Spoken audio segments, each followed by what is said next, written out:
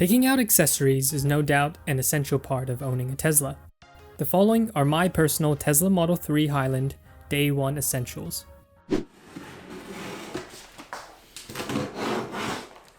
All of these items were purchased on AliExpress and took roughly 2 to 3 weeks to arrive. First up, well, it's gotta be floor mats, right? We picked up this 8-piece XPE set, which is great value and has you pretty much covered. We chose this over the TPE material for the softer touch, but only time will tell if it's actually the better choice. The benefit of this set is that it comes with a liner to protect the back of the rear passenger seats, which is great if you like to fold the seat back and transport large items. Next up, I want to focus on the trunk space, and these side bins look really sleek in my opinion. Especially with this matching TPE trunk threshold strip, which is great when you load and unload luggage or other heavy items and you don't want to damage the underlying fabric. Now, we did consider getting an electrician to come in and install a wall charger in the garage, but for now, we went with the Tesla mobile charger. We typically do city driving anyways, and so far we've only really needed to charge the car roughly once a week. Usually overnight, and it's actually been super easy to live with.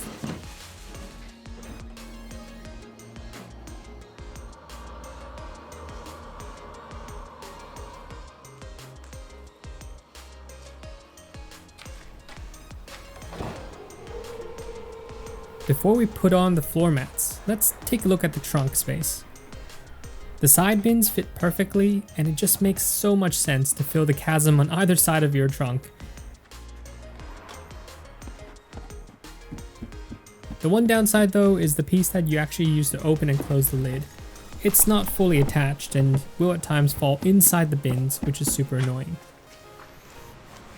You'll notice the Tesla has a lot of this dark fabric material everywhere. It doesn't feel very durable, and I like the idea of adding a protective layer to it, especially here in the trunk where the risk of damaging this material seems pretty high.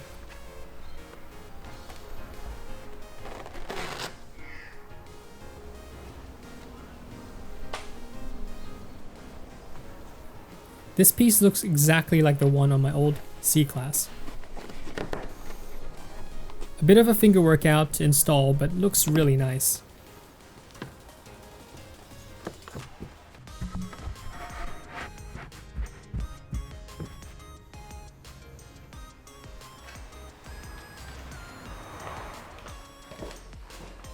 Let's get the floor mats installed.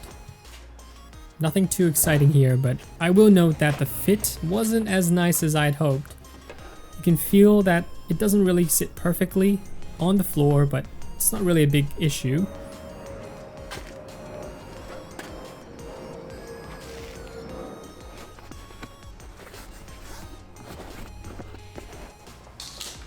I probably still miss the feeling of a carpet floor mat, but it's reassuring to know that I can easily clean this, and if it gets dirty, just hose it down.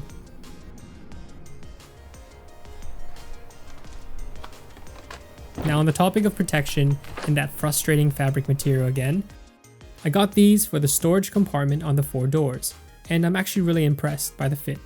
You don't really notice it unless you go out of your way to look inside the bins. I often use this area as a miscellaneous storage compartment anyways, so I feel much safer knowing that there's a bit of protection inside. Next up is another bundled purchase, which includes a silicone liner for the bottle holders, a tray with a soft material so I can put things like my sunnies,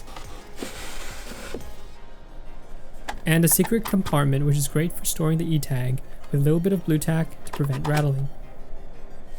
Now, before I get to my favorite accessory, here's the ones that I spent the longest time on, the mud flaps. It was a bit fidgety to set up, but everyone told me it was an absolute essential, so I'll have to monitor it over time to see if it's actually working. I like how this one in particular is pretty hidden and not very obvious when you look at it from a distance. And we also picked up these matte screen protectors for the front and rear screens. Sounded good on paper, but let's just say I still haven't bothered installing them yet. And alas, my favorite accessory so far, these custom pedals. Definitely not an essential, but I believe it's similar to the one you'd probably see on a performance version of the car. I'm really not a fan of the original pedals, to be honest. It was not easy to justify this as an essential purchase, but once you get it on, and trust me, it takes a while.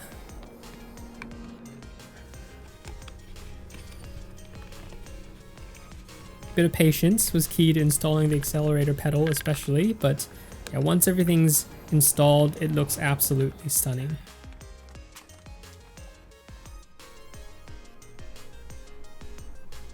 In case anyone's wondering, I did pick up the lifting jack pad, which I've kept in the trunk, and also some roof sunshades, but it's currently winter in Sydney and I don't expect to need it anytime soon. I'll link all my purchases in the description below. Thanks for watching, and I can't wait to live with this car and hopefully go on a few road trips. Please do give me any feedback, consider subscribing if you're new or interested in following me on my journey this year.